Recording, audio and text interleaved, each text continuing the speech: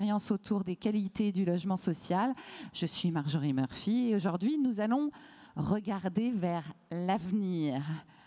Belle perspective, avec déjà comme première table ronde les outils pour renforcer le dialogue au service des politiques locales de l'habitat. On va se poser la question de comment transformer les bonnes intentions en actions concrètes pour garantir l'égalité d'accès au logement social. D'un côté, il y a l'AFIPART qui fédère les gestionnaires de fichiers partagés. Résultat, les attributions sont plus claires, plus transparentes et ça marche déjà dans plus de 30 départements. De l'autre, l'Union régionale HLM des Hauts-de-France et l'IREV qui ont mis au point des kits de sensibilisation pour s'attaquer directement aux discriminations, puisqu'il y en a toujours. Ces initiatives illustrent parfaitement donc comment innovation technologique et formation humaine convergent pour créer un écosystème plus juste. Avec 170 professionnels sensibilisés, 40 référents formés et une satisfaction partenaire de 8,4 sur 10, eh bien, nous assistons à un véritable mouvement de fond. Ces outils prouvent qu'il est possible de concilier efficacité opérationnelle et justice sociale dans l'attribution de logement social. En tout cas, c'est ce que vont nous dire normalement nos invités, qui sont Jacques Stern, président du CREA Ouest et président d'AFIPART. Bonjour. Ingrid Dequin, responsable du pôle prévention des discriminations à l'IREV, et Pamela Pruvot, responsable de pôle innovation et politique sociale à l'URH des Hauts-de-France. Bonjour à tous. On va commencer avec vous, Monsieur Stern, parce que vous gérez ces fameux fichiers partagés dans plus de 30 départements. Concrètement, comment, vraiment physiquement presque, comment ces outils transforment-ils les relations entre bailleurs, collectivités et État ? C'est une histoire qui commence à la fin des années 90, donc ce n'est pas une histoire récente.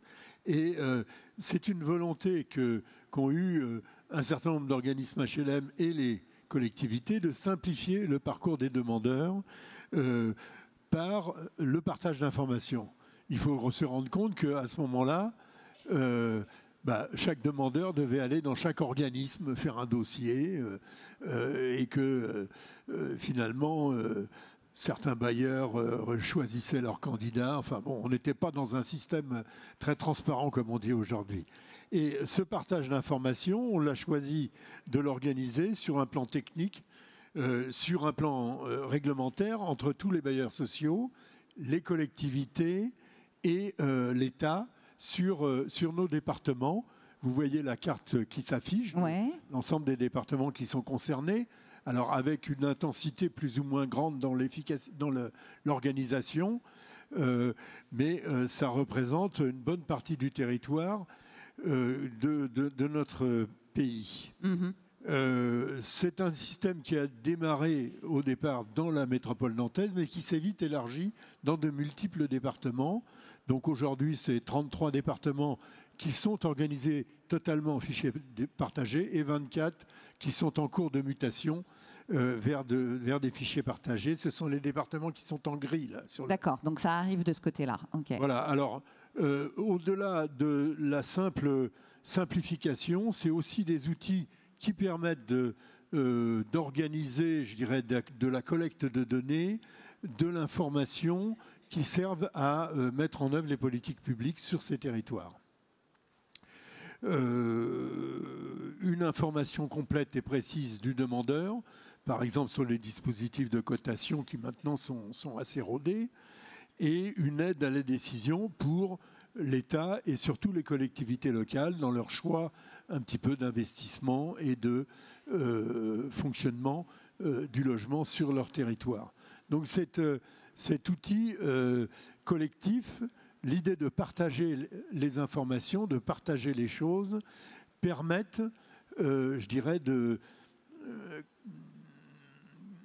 d'être tous au même niveau et d'être tous concernés avant tout par le demandeur. D'accord, donc partir vraiment à égalité, entre guillemets. À égalité. Est-ce que vous pouvez nous donner un exemple précis, justement, d'une situation où ce partage d'informations a permis une attribution plus équitable ? Alors là, c'est très difficile, puisque j'ai des chiffres là, attendez, je ne vais pas vous dire, on a fait près de plus de 140 000 attributions l'année dernière. Bon. Alors, je ne les connais pas individuellement, par cœur. Ce que l'on peut dire, si vous voulez, c'est que le fait que l'ensemble des acteurs soient au courant de ce que sont et de ce que l'histoire de ces demandeurs, la date de leur première attribution, le moment où ils ont éventuellement refusé un logement et pour quelles raisons, leur situation familiale qui évolue, leurs ressources, etc. L'ensemble de ces informations permet effectivement aux commissions d'attribution d'avoir une information complète et précise et de choisir, je ne dirais pas le meilleur candidat, parce qu'on sait très bien qu'aujourd'hui, si nous attribuons 140 000 logements par an, on a presque 850 000 demandeurs. Oui. Donc vous voyez que forcément, on ne peut pas satisfaire tout le monde, mais ça, c'est la situation malheureusement actuelle du logement, dans lequel le taux de rotation s'est effondré, la production également, pas complètement, mais enfin, elle a largement diminué. Donc c'est cette situation aujourd'hui qui rend les choses complexes, plus que, comment dire, l'organisation d'un système informatique qui ne peut pas résoudre ces problèmes. Non, non, bien sûr. En tout cas, votre enquête de satisfaction, on a vu, elle révèle des scores vraiment exceptionnels, hein, 97 à 99% d'adaptation, mais au-delà de ces chiffres, vous avez dû quand même avoir quelques résistances face à vous. Et quelles résistances, justement, vous avez rencontrées et vous avez dû surmonter pour convaincre les acteurs sociaux? Je sais pas, j'en vois pas tant que ça, en fait. Ah, tant mieux déjà. Pas tant que ça. C'est peut-être, je dirais, l'organisation ou la culture de ces régions. Moi, je suis de Nantes, dans le Grand Ouest, dans lequel on a une culture du partage, de l'économie sociale, du monde associatif, avec un grand développement de tout un tas d'organisations dans des mondes très variés. Et la notion du collectif est extrêmement importante. Donc, le fait de dire on va partager des informations pour je dirais, permettre une meilleure ou une plus efficace mise en synergie de ces informations pour permettre l'accès au logement, c'est quelque chose qui est assez naturel. Peut-être que les difficultés que l'on a sont plus fortes, je dirais, quand on remonte un peu au niveau national, où effectivement, il y a des territoires qui fonctionnent de manière très différente, dans lesquels les bailleurs sont beaucoup plus séparés, beaucoup plus autonomisés. La relation avec les collectivités locales est quelquefois plus conflictuelle. Alors, je ne veux pas dire que nous, on n'ait pas de conflit ni de tension, mais le fait de penser avant tout demandeur permet de lever beaucoup de ces tensions et de trouver des accords, des compromis, comme on dit maintenant. Peut-être mieux de trouver à d'autres échelons d'ailleurs, mais c'est une aparté par rapport au débat. Mais donc, il faut quand même aller chercher la confiance. Oui, ça c'est un aspect extrêmement important dont finalement on a beaucoup travaillé là dans l'association que je préside, qui s'appelle le CREA Ouest, qui est sur les 9 départements des Pays de Loire et de Bretagne, sur notre feuille de route pour les 3-4 ans qui viennent là. L'année dernière, et on a demandé des expertises à des témoins extérieurs pour nous aider un peu à réfléchir. Et c'est sur eux qui nous ont apporté cette notion de tiers de confiance en nous disant ce qui est important dans la vie et dans la vie d'une organisation ou dans la vie d'un projet, c'est effectivement cette confiance entre acteurs. Et c'est vrai que depuis cette réflexion et dans la continuité un peu de cet ensemble de projets et de travaux communs, j'essaye vraiment d'impulser cette notion que si on veut aider vraiment le demandeur ou l'aider le plus possible à obtenir son appartement, l'appartement dont il peut avoir besoin, ou la maison, c'est quand même beaucoup des appartements, il faut que cette notion de confiance entre l'ensemble des acteurs existe. Et cette confiance, je dirais, elle doit transparaître dans les organisations, dans notre organisation au niveau de la FIPART, et entre nos acteurs, parce qu'on est quand même 9 associations, donc il faut qu'on se fasse confiance les uns les autres, que quand il y a un qui fait un travail, il soit repris par l'ensemble. Confiance dans les associations, dans nos salariés, et confiance dans les collectivités avec lesquelles on travaille, qu'on avance tous dans le même sens, avec l'État. Et ça, c'est un élément très important, parce qu'effectivement, l'État a un rôle important à jouer dans le logement social, et on le sait. Et aujourd'hui, c'est vrai qu'on travaille au quotidien avec les services de l'État, dans les départements, dans les régions, et que ça se passe très bien. Et cette confiance permet, je dirais, d'aller au-devant, des questions de financement, des questions d'organisation, parce que quand on a confiance dans les organisations et dans le travail qui est produit, je dirais une bonne partie du financement, par exemple, est acquis. Et c'est comme ça que vous êtes passé de quelque part simple, si je peux me permettre, mais c'est un petit peu dur, mais d'un simple système informatique à un véritable écosystème partenarial? C'est un réseau. Alors là, vous savez, dans l'informatique, on parle beaucoup de réseau, de communication, on fait des grands schémas, on fait tout un tas de choses. Mais chez nous, à la FIPART et dans toutes les associations, le réseau, c'est pas quelque chose d'abscon, c'est vraiment quelque chose de concret qui se fait entre les personnes, entre les organisations et les organisations diverses, parce qu'on voit bien qu'entre les collectivités, avec des élections dans 6 mois maintenant, l'État avec ses difficultés, on le voit bien dans ce congrès avec l'absence de ministre, les associations qui gèrent avec les difficultés techniques ou opérationnelles qu'elles peuvent rencontrer, même les éditeurs aussi de logiciels qui essayent qui ne peuvent pas toujours faire ce qu'on leur demande, on arrive à ce résultat, que tout le monde se fasse confiance et que dans cette confiance, on crée une situation favorable pour le demandeur. C'est ça qui est le plus important pour nous. Une chaîne de valeur, quoi. Une chaîne de valeur, si vous voulez.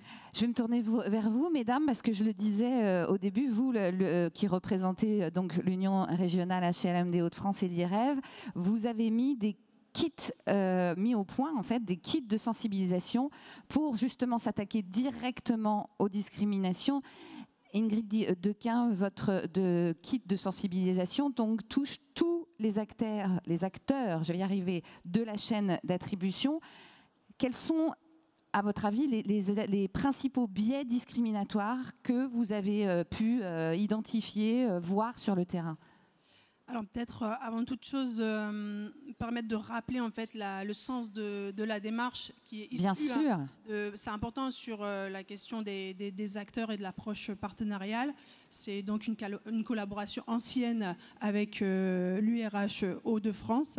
Et on a travaillé sur plusieurs cycles de qualification avec un travail plus poussé. Cette collaboration, elle nous a permis, nous, entre guillemets, avec l'expertise sur les discriminations, d'accéder à des espaces de travail des professionnels du logement en charge des attributions diverses sur les questions de cotation ou par exemple dans les commissions intercommunales du logement ou encore d'autres espaces de travail sur les procédures dématérialisées. Et c'est vraiment grâce à cet accès en fait qu'on a eu finalement une écoute et une observation des problématiques professionnelles, des besoins professionnels et qu'est née cette démarche finalement de sensibilisation, d'accompagnement des professionnels face à leurs problématiques et aux enjeux d'égalité. Oui, donc on ciblait les professionnels en premier lieu. Oui, voilà, comprends. Exactement. Et du coup, à partir de cette procédure-là, on les a embarqués avec nous sur la co-construction. Et la co-construction est passée par l'identification des zones à risque de discrimination qu'on a balayé un petit peu de l'accueil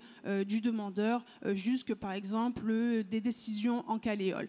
Et à partir de ces zones un petit peu à risque, derrière, on a mis vraiment des situations professionnelles qui posaient problème sur les questions d'accueil en matière d'égalité de traitement auxquelles les professionnels, les acteurs n'avaient pas forcément les réponses parce que le cadre n'était pas forcément maîtrisé, par exemple, de la non-discrimination. Et donc, c'est à partir de cette approche qu'on les a amenés finalement à s'interroger, à faire un pas de côté sur leurs pratiques et puis aussi à faire part aussi de discours parfois qui peuvent être stigmatisants, qui sont parfois non volontaires, mais qu'on a pu relever. Et c'est ça un peu les biais discriminatoires, c'est les représentations et les préjugés qui vont émaner sur certaines catégories et qui vont influer les décisions, les actes et du coup, in fine, en fait, les parcours d'attribution et parfois de vie des demandeurs de logement.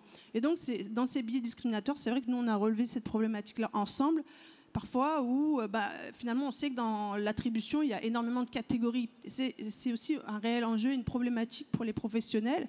Et donc, ces catégories, ça va être par exemple des raccourcis qui sont souvent faits sur les ANRU, les DALO, les RSA, et il y en a plein d'autres. Et finalement, ces raccourcis contribuent quand même à biaiser les décisions parce qu'on constitue des catégories un peu homogènes avec finalement quelque part un phénomène de crainte, parfois de rejet, sur ce que pourrait être une catégorie, peut-être sur les questions de délinquance, de trafic de stupes, de problématiques de vie en collectivité, par exemple.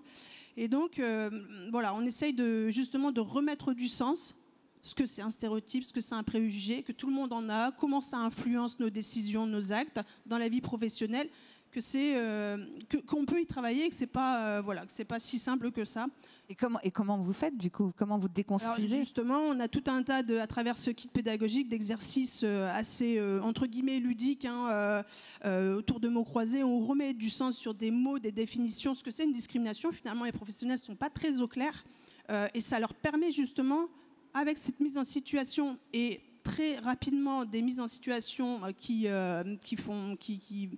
parlent de leur quotidien professionnel, des problématiques, avec des quiz, et après avec des mises en situation beaucoup plus importantes qu'on a travaillé ensemble, ça leur permet de faire un pas de côté sur ce qu'ils ont appris, le cadre légal de la non-discrimination, avec aussi les questions de définition, de critères prohibés, qu'on ne peut pas s'appuyer sur certains critères dans nos décisions, quel que soit le domaine. Ce n'est pas valable que dans le logement, mais c'est valable aussi dans d'autres logements, dans d'autres enjeux thématiques. Secteur. Et c'est vraiment ce pas de côté de comparaison entre ce que j'ai appris et ce que je fais qui permet en fait une évolution, une prise de conscience et une évolution professionnelle dans les pratiques quotidiennes, dans l'utilisation des process, des procédures qui sont vraiment pas simples pour les professionnels. Et voilà, c'est comme ça qu'on essaye en tout cas d'avancer sur la question des catégorisations qui peuvent poser difficulté sur les attributions à toutes les phases de décision. Donc c'est pas une question de hiérarchie. Non. C'est une question de positionnement dans la chaîne d'acteurs, dans le process d'attribution. Pamela Prévost, donc je l'ai dit tout à l'heure, 170 professionnels sensibilisés, j'ai du mal à articuler ce matin, excusez-moi, 40 référents formés, vous créez une sorte d'effet démultiplicateur. Comment vous mesurez l'impact de ces formations sur les pratiques quotidiennes dont on vient de parler d'attribution ? Oui, bonjour à tous. Alors, on n'a pas de mesure scientifique de l'impact. On n'a pas mis en place de techniques scientifiques pour mesurer l'impact. Ce qu'on peut voir, c'est déjà que les référents qu'on forme au sujet de la discrimination se disent beaucoup plus préparés à animer cette thématique et même à en parler, parce que c'est quand même un sujet un peu tabou. Chacun se dit non discriminant et souhaite de toute façon dans ces thématiques-là ne pas l'être, mais on remarque quand même que même de manière positive, on joue un rôle sur la vie des gens dans les choix qu'on émet et dans des systèmes en plus qui sont très réglementés, très hiérarchisés, très catégorisés. D'autant plus, il faut avoir des réflexions sur le sujet. Donc, ce qu'on peut voir, c'est qu'à travers l'animation de ce groupe de référents, qui est formé particulièrement pour diffuser à son tour les sessions de sensibilisation, nous remontent des pratiques professionnelles qui ont pu évoluer. Donc ça veut dire qu'ils ne s'approprient pas forcément notre kit de la même manière que nous, on le fait en la diffusant, mais ils font évoluer leurs pratiques professionnelles. Alors j'ai quelques petits exemples. Par exemple, dans une commune, une responsable logement a mis en place avec son élu une pré-commission d'attribution pour permettre à l'élu d'avoir des choix éclairés et tout à fait objectifs sur les situations des ménages. Et donc, ils peuvent hiérarchiser tout à fait objectivement les ménages entre eux. Et l'élu se sent, ce qu'elle nous rapportait en tout cas, c'est que cet élu se sent beaucoup plus à même de répondre maintenant aux habitants qui viennent le voir en permanence pour dire, voilà, moi j'ai arbitré, peut-être votre dossier n'est pas passé cette fois-ci, il y avait une demande qui était plus prioritaire ou plus urgente, une autre situation. Mais le fait de ne pas avoir traité cette situation par exemple sur le nom, le prénom de la famille, mais de façon tout à fait anonyme, donne donne aussi à l'élu un confort dans l'exercice aussi de sa mission sur ce sujet-là. Un autre sujet, un EPCI par exemple, qui siège en commission d'attribution des logements et qui a mis en place un courrier d'alerte.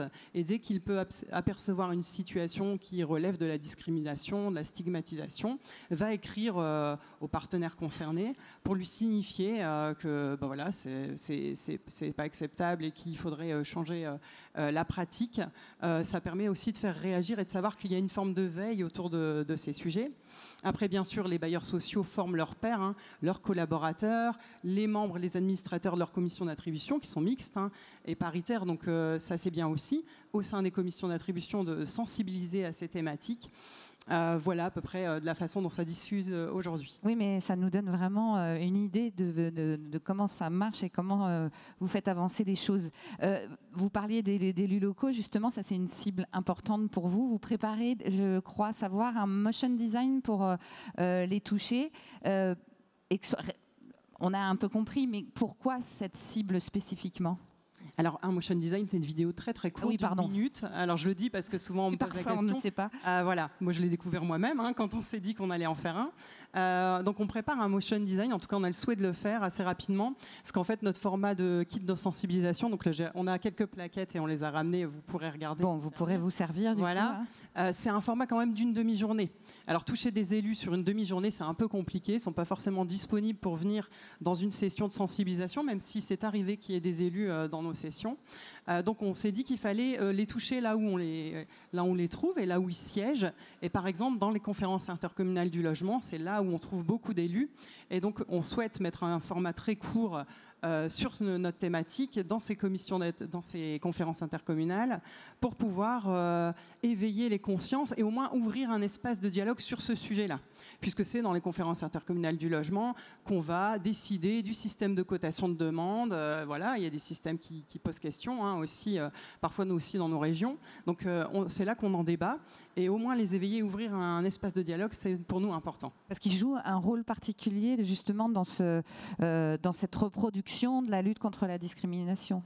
Oui, en fait, il y a deux strates. Il y a la strate des techniciens qu'on touche très très bien dans nos pratiques professionnelles, qui sont convaincus, avec lesquels on œuvre au quotidien pour traiter de façon la plus objective possible les situations sur un même pied d'égalité. Et puis, il y a la strate des élus aussi, qui vont siéger, signer les documents cadres, instiller une politique locale. Et là, on sait qu'il faut qu'on les touche de la même façon. Et donc, en travaillant sur ce motion design, on peut à la fois toucher les élus, donc plutôt la strate politique décisionnelle, stratégique, et les techniciens, et créer une émulation collective. Voilà. J'ai une question pour vous trois, parce que donc on a bien compris vos outils, mais évidemment on sait qu'il y a quand même beaucoup de défis dans ce monde du logement social, pénurie, concentration territoriale, mixité sociale. Est-ce que vos outils sont suffisants ? Est-ce qu'il faut aller plus loin ? Bien sûr qu'il faut aller plus loin. Toujours. Il faut toujours aller plus loin, il faut innover. Je voulais revenir parce que dans nos régions, on n'a pas un IREV. C'est dommage d'ailleurs, mais on travaille beaucoup sur ces questions que vous posez avec les gens du réseau ville qui travaillent sur les quartiers et donc sur tout un tas d'items statistiques. J'ai oublié de les nommer tout à l'heure, mais parce que on travaille tellement au quotidien avec eux que j'y pense pas. Mais c'est vrai que ces questions de prise en compte des dynamiques de la pauvreté, ce n'est pas une dynamique, la pauvreté, je m'exprime mal, mais des gens défavorisés, c'est très très puissant dans les quartiers en difficulté, et donc on essaye d'élaborer des stratégies, un peu comme vous l'avez fait, pour travailler sur ces pratiques. Mais je reviens peut-être, mais non, mais tout à fait. Vous avez un projet justement pour aller plus loin. Plusieurs innovations. Par exemple, on a lancé un chatbot. Tiens, voilà, c'est en début de cette année, à titre expérimental, sur les 9 départements du Grand Ouest. En quelques mois, 65 000 appels sur ce chatbot, c'est-à-dire qu'on est passé en 6 mois. 6 mois. Le premier semestre de cette année. Donc ce chatbot permet, parce que les bureaux sont ouverts de 9h à 6h du soir, et le week-end, ils sont fermés le soir, et les gens qui travaillent, qui ont besoin d'un logement, ils ont des questions des fois pour remplir leur dossier, pour savoir où il en est, etc. Et donc le chatbot permet de répondre à beaucoup de questions. On enrichit régulièrement et on espérait que ça fonctionne bien. Mais le résultat est largement au-delà de ce que l'on attendait. On a une deuxième innovation qui est en train d'être développée avec nos éditeurs de logiciels. C'est une application mobile. C'est-à-dire que l'ensemble de nos logiciels, au lieu d'être sur des ordinateurs ou vont être sur des téléphones portables très rapidement. Et on sait qu'aujourd'hui, en particulier dans les milieux défavorisés, mais pas que, c'est l'outil principal de communication, c'est le téléphone, c'est le smartphone. Un troisième aspect qui est important pour nous, et vous en avez parlé, c'est la difficulté, je dirais, du choix de l'attribution. C'est pas, même si on veut être transparent, c'est quand même très complexe. Entre les publics prioritaires, la pénurie de logements, le peuplement, ne pas renforcer des discriminations dans certaines zones, et je passe tout un tas d'autres problèmes, c'est compliqué. Donc on est en train de réfléchir à des outils pour les salariés qui font ce travail-là, pour faciliter les choix et les objectiver le plus possible. Qu'est-ce qu'on a ? On a aussi en réflexion, alors on a appelé ça, on va essayer de faire évoluer un peu notre process, toute la question de l'information du demandeur. Parce que dans les années précédentes, la loi, avec ce dispositif de cotation, nous a fait nous focaliser sur le demandeur. Mais il faudrait peut-être que aussi nous, les bailleurs, les collectivités, on renvoie aussi beaucoup plus d'informations sur ce que sont ces logements, où ils sont, quelle surface, quelle orientation, quel plan, quelle photo, quel service public à proximité, quel commerce, quels établissements scolaires. Donc on est en train de réfléchir à une plateforme d'information qui permettrait aux demandeurs d'être vraiment, je dirais, dans la connaissance préalable à sa demande des logements qui sont disponibles et où est-ce qu'il va y en avoir. Donc ça, c'est tout un tas d'innovations que l'on a un peu aujourd'hui dans les tuyaux et qui devrait permettre de continuer à innover et à améliorer le dispositif d'attribution. D'accord. On a quelques minutes pour conclure, mais mesdames, est-ce que vous voyez, je ne sais pas moi, dans 5 ans, à quoi pourrait ressembler un système d'attribution de logement social véritablement équitable ? Déjà, il faudrait aller plus loin que les Hauts-de-France. Oui. Il faudrait aller voir les autres. Aller plus loin, je voulais rajouter quelque chose que vous dites parce que c'est essentiel, c'est que nous, ce qu'on fait, c'est une première étape. C'est un premier rapport pour sensibiliser, ouvrir peut-être une petite lumière dans la tête de chaque acteur qu'on va croiser, qui va être amené à réfléchir d'une autre façon maintenant sur sa pratique. Ça, c'est un premier point. Maintenant, il y a des sujets quand même qui restent sensibles, on l'a dit, la mixité sociale, elle n'est pas forcément bien abordée, bien comprise. Tout le monde ne l'aborde pas de la même façon. Les enjeux de peuplement, c'est presque des fois un gros mot, la notion de peuplement, mais c'est des sujets importants. Donc, c'est des débats qui nous dépassent, nous, en tant que techniciens, et qui nécessitent des fois un peu un débat de plus haut niveau, presque politique, sur comment on fait la ville, en fait. On voit sur la loi SRU les attaques régulières sur ces sujets de mixité sociale à travers les villes et les quartiers. Donc il y a des enjeux qui sont bien au-delà. Nous, ce qu'on s'engage à faire dans notre travail des années à venir, surtout, c'est de continuer à mettre ce sujet-là au cœur de notre partenariat pour que ce soit un sujet qu'on continue à animer, pas de façon one-shot, une fois, une séquence, mais en continu, au fil des années, et d'améliorer notre pratique avec les retours d'expérience qui nous sont remontés quotidiennement du terrain, en fait. Voilà, des nouveaux cas pratiques, éventuellement, sur lesquels on pourrait travailler. Et peut-être rajouter par rapport à ce qui a été présenté aujourd'hui comme des outils d'aide, d'accompagnement des professionnels, c'est de se dire que tous les outils ont besoin d'être accompagnés avec une démarche beaucoup plus globale autour de la culture de l'égalité, parce qu'il y aura nécessairement toujours des personnes derrière les décisions quand même, quoi qu'on en dise, et qu'on a besoin quand même d'engager cette culture de l'égalité avec un travail comme ça, mais peut-être aussi sous d'autres formes, et peut-être aussi d'engager des réflexions plus globales qui englobe aussi, par exemple, les questions de logement privé, où on sait qu'il y a aussi énormément de difficultés en matière d'égalité d'accès et de discrimination. Et donc, voilà, je pense qu'une démarche plus peut-être systémique, à une échelle territoriale qui s'appuie sur une culture de l'égalité, qui embarque un ensemble d'acteurs, pas que les bailleurs sociaux, les collectivités, les représentants de locataires, aussi le versant du logement privé. C'est aussi une condition pour avancer et avoir une cohérence et une justice sociale auprès des demandeurs qui peuvent se retrouver aussi dans des situations de détresse. Toucher tout le monde, quoi. Merci beaucoup à vous trois. Vous vouliez dire un dernier mot, Monsieur Stern? Oui, un dernier mot. Je vais être rapide. Une seconde. Non, 4. Oui, pour vous dire, mais ça vient un petit peu dans la continuité de ce que viennent de dire ces dames, c'est que on a tendance dans ce pays à avoir une volonté un peu jacobine. Hein. On attend, l'État n'est pas là, on va rien pouvoir faire là. Enfin bon, mais c'est pas vrai. On fait plein de choses dans ce congrès, et c'est vrai que ce que je voudrais dire, c'est que les solutions territoriales, le développement des solutions territoriales, c'est à mon avis le ferment de la mixité, de la justice sociale sur les territoires.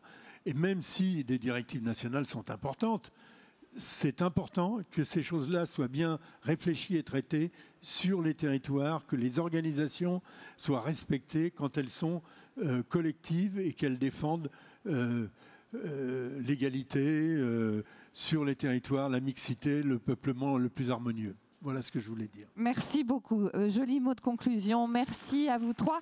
Et je rappelle que vous pouvez retrouver une présentation de la FIPART et des brochures de l'URH des Hauts-de-France et de l'IREV à la sortie de ce parvis. Merci.